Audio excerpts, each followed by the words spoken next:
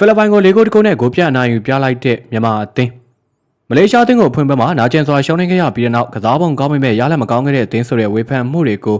မြန်မာမျိုးသားဘောလုံးအသင်းကအကောင်းဆုံးတုံ့ပြန်ပြနိုင်ခဲ့ပါသည်။အာဆီယံချန်ပီယံရှစ်အုပ်စုဒုတိယပွဲစဉ်မှာအင်ရှင်ဖိလစ်ပိုင်အသင်းကိုအဝေးကွင်းမှာ၄ဂိုးတကုန်းဆိုတဲ့ဂိုးပြရလက်နဲ့အနိုင်ယူပြီး၃မှတ်အဖြစ်ကိုတင်ပိုင်နိုင်ခဲ့တယ်လို့အုပ်စုတက်ရေးအတွက်လည်းလမ်းကြောင်းမှန်ပေါ်ကိုပြန်လည်ရောက်ရှိလာခဲ့ပါသည်။နေပြယွန်းအဒါဆန်ရဲ့မြန်မာအသင်းကပွဲစားတင်ကလေးကအနိုင်ယူလို့စိတ်ပြင်းပြင်းနဲ့ကစားခဲ့ပါသည်။ဖိလစ်ပိုင်အသင်းကို high press နဲ့ဖိအားပေးခဲ့တယ်လို့ကွင်းလယ်ပိုင်းမှာလည်းဘောပိုဆဆင်ကိုထိန်းချုပ်နိုင်ခဲ့ပြီး haspace တွေကိုထိရောက်စွာတုံးချနိုင်ခဲ့ပါသည်။ဒါကြောင့်ဖိလစ်ပိုင်ခန်စစ်ကပွဲစားကလေးကဖိအားအောက်ကိုရောက်နေခဲ့ရပါသည်။မြန်မာအသင်းအထုံးမှုကပွဲချိန်9မိနစ်မှာပဲအကျိုးပေးလာခဲ့ပါသည်။မြောက်ကောင်းခရဲ့တောင်းငံဘောကနေစိုးမိုးကျော်ကခေါင်းတိုက်ခဲ့တဲ့ဘောလုံးကတန်းတီထွက်လာခဲ့ပေမဲ့ကွင်းလယ်လူကျော်မင်းဦးကအမိရခေါင်းတိုက်ပိတ်သွင်းယူပြီးမြန်မာအသင်းကိုတကုတ်ကိုမရှိနဲ့ဦးဆောင်စေခဲ့ပါသည်။ဦးဆောင်ကိုရပြီးနောက်မြန်မာအသင်းကနောက်ဆုတ်ခန်စစ်ပိတ်ကစားခြင်းမလုပ်ဘဲနဲ့ကွန်ပတ်မေဘလောနဲ့ပွဲကိုထိန်းချုပ်ခဲ့ပါသည်။ဘောလုံးရတဲ့ transition football ကိုမြန်မြန်ဆန်ဆန်ပြောင်းကစားခဲ့ပြီးပွဲကစားချိန်28မိနစ်မှာတော့လွင်မိုးအောင်ကနေမမောင်လွင်အဲဒီကနေတစင်ခန်စစ်ကြားတွေကိုထိုးပေါက်ပေးလိုက်တဲ့ဘောလုံးကိုတန်းပိုင်ကအေးစစ်စစ်အဆုံးသက်ကန်သွင်းပြီးတော့2ဂိုးကိုမရှိဖြစ်စေခဲ့ပါသည်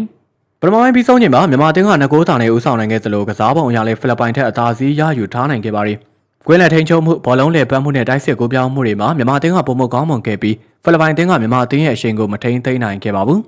ဒုတိယပိုင်းမှာတော့အင်ရှင်ဖိလစ်ပိုင်အသင်းကတိုက်စစ်မြင့်ကစားလာခဲ့ပြီးပွဲကစားချိန်68မိနစ်မှာဂျာဗေးကာရိုဆိုကဂိုသမားစင်ညီညောင်ရဲ့ဘောကနေမာတင်ကန်သွင်းပြီးတကိုးပြန်လည်ခြေပနိုင်ခဲ့ပါသည်အဲဒီချိန်မှာပွဲရဲ့အရှိန်ကဖိလစ်ပိုင်ဘက်ကိုအနေငယ်ပြောင်းသွားတယ်လို့ထင်ရပေမဲ့မြန်မာအသင်းကတည်ငြိမ်မှုမပြတ်ခဲ့ပါဘူး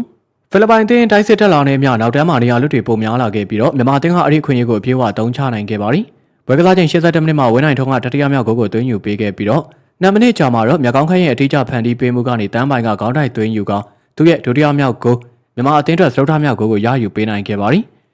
လေဂိုတကုတ်ဆိုတဲ့ရလက်ကမြန်မာအသင်းရဲ့ကစားပုံကိုထင်ရစေတဲ့ရလက်တစ်ခုလည်းဖြစ်ပါသည်မလေးရှားနဲ့ပွဲတော့ကအခွင့်အရေးတွေအများကြီးဖန်တီးနိုင်ခဲ့ပေမဲ့အဆုံးသက်ပိုင်းအားနည်းခဲ့တဲ့ပြဿနာကိုဒီပွဲမှာတော့အကောင်းဆုံးပြင်ဆင်လာနိုင်ခဲ့ပါသည်ရလာတဲ့ခွင့်ရတွေကိုလည်းဂိုးဖြစ်ပြောင်းလဲနိုင်ခဲ့သလိုတိုက်စစ်ပိုင်းရဲ့ပြတ်သားမှုကလည်းတိတိတတ်တာတိုးတက်လာတာကိုမြင်တွေ့ခဲ့ရပါသည်အထူးသဖြင့်ကွင်းလန်နဲ့တိုက်စစ်ကြားချိတ်ဆက်မှုတွေကအလွန်ကိုချောမွေ့ခဲ့ပါသည်ကျော်မင်းဦးလွင်မိုးအောင်မောင်မောင်လင်းတို့ရဲ့လှုပ်ရှားမှုတွေကတိုက်စစ်ကိုအားဖြစ်ပေးနိုင်ခဲ့သလိုတန်းပိုင်ရဲ့ငကိုးသွင်းစွမ်းဆောင်ရေးမြေကောင်းခန့်ရဲ့ဖန်တီးမှုတွေဝင်းနိုင်ထွန်းရဲ့အဆုံးသက်ကောင်းမှုတွေကမြန်မာအသင်းရဲ့တိုက်စစ်ကိုပုံမအသက်ဝင်စေခဲ့ပါသည်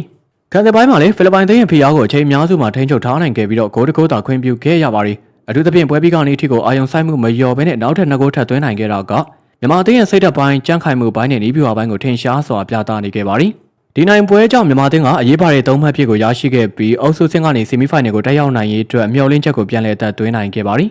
ဂိုးကွာချချက်ပလက်3ကိုလည်းရရှိထားတာကြောင့်နောက်လာမယ့်ပွဲတွေမှာအရေးပါတဲ့အားသာချက်တစ်ခုဖြစ်လာနိုင်ပါသည်တပ်ပတ်မှာတော့ဖိလစ်ပိုင်အသင်းကအဖွင့်ပွဲမှာတင်ဂိုးပြတ်ရှုံးနိမ့်ခဲ့ပြီးတော့လာမယ့်ဩဂုတ်လ1ရက်နေ့မှာ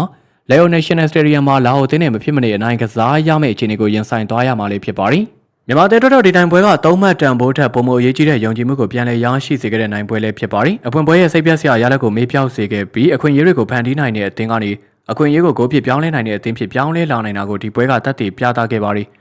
အခုလိုတိုက်စစ်ပိုင်းထီအောင်မှုကွင်းလည်ထိန်းချုပ်နိုင်စွာနဲ့အသင်းလိုက်စီလုံးမှုတွေကိုနောက်လာမယ့်ပွဲစဉ်တွေမှာလည်းဆက်လက်ထိန်းသိမ်းနိုင်မယ်ဆိုရင်မြန်မာအသင်းတွေနဲ့အုပ်စုဆင့်ကိုကြော်ဖြတ်ပြီးဆီမီဖိုင်နယ်ဆင့်ထိကိုတက်ရောက်နိုင်ဖို့အလားအလာကောင်းနေရှိနေပြီလို့ပဲဆိုနိုင်ပါသည်